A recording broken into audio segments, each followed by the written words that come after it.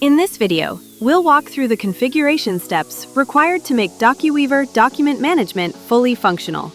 At the core of docuWeaver document management is the ability to store and manage files in an external cloud storage of your choice. To enable this, the first step is to create a storage connection, which is done using a storage profile. A storage profile is used to establish and manage the connection between Salesforce and your external storage. To get started, create a new storage profile.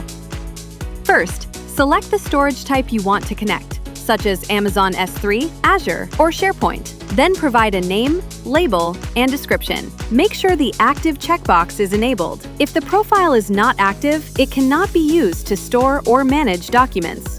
Next, go to the Configuration tab and click on Connection. This redirects you to the selected storage provider's login page. Enter your credentials, and once authentication is complete, you'll be redirected back to Salesforce, directly into the storage profile.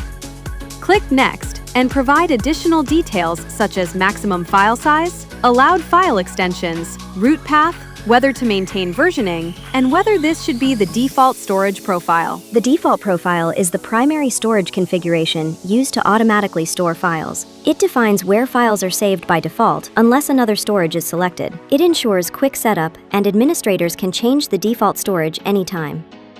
Finally, click Save. Your storage profile is now created and ready to use. This profile will automatically be available whenever files are uploaded through the docuWeaver document management component.